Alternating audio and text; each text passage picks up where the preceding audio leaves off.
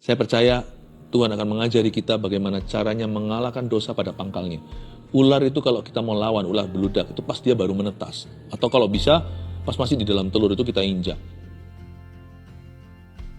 Tahun yang baru, mumpung masih awal-awal nih, harusnya kita punya goal bukan hanya, tambah gelar, makin pintar, atau semakin kaya, populer, semakin banyak pengikutnya.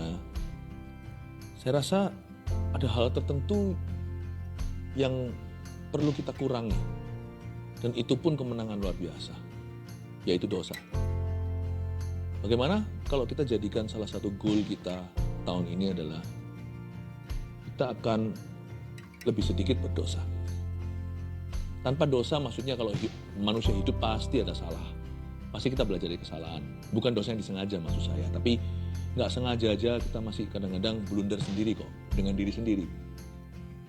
Tapi kalau kita jadikan itu goal, seperti Yesus bilang gini sama wanita berzina, waktu dia tertangkap basah, "Go and sin no more." Aku tidak menghukummu, aku tidak menghakimimu, aku tidak menuduhmu, aku tidak marah padamu. Go, pergilah, dan jangan berbuat dosa lagi. Dalam bahasa Inggrisnya, sin no more sin. Mari kita jadikan satu kerinduan, lifestyle gaya hidup kita berubah tahun ini. Apa yang mendukakan hati Allah, apa yang mendukakan rohnya di tahun yang lalu, di tahun 2023, atau tahun-tahun sebelumnya, kita nggak akan repeat di tahun ini. Nggak ada repeat order segala sesuatu yang membuat Tuhan sedih.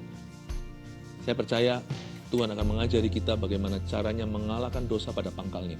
Ular itu kalau kita mau lawan, ular beludak, itu pas dia baru menetas. Atau kalau bisa, pas masih di dalam telur itu kita injak.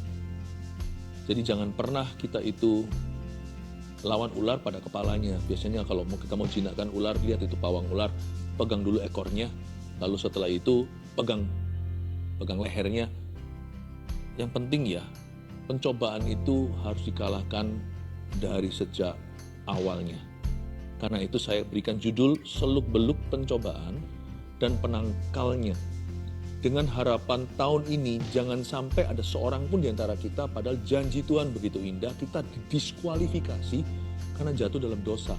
Itu rancangan iblis atas hidupmu dan hidupku. Rencana setan adalah membuatmu disqualified, membuatmu tidak layak menerima berkat Tuhan, seperti Esau yang mencarinya dengan air mata, kehilangan hak kesulungannya.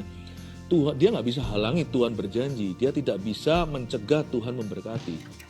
Tapi sang penerima yaitu kita, dia bisa mendiskualifikasi. Kalau kita mengikuti si ular tua, berabe jadinya, celaka. Bukan Tuhan. Tapi kalau kita memilih ikut setan dan jatuh dalam perangkapnya, kalau janji Tuhan tidak digenapi dalam hidup kita, bukan dari sisi Tuhan yang ingkar, tapi dari sisi kita yang jatuh ke dalam kesalahan. Saya percaya bersama Roh Kudus kita bisa kalahkan semua tipu daya. Memang si ular itu sangat licik, tapi bersama dengan Tuhan kita bisa mengalahkannya.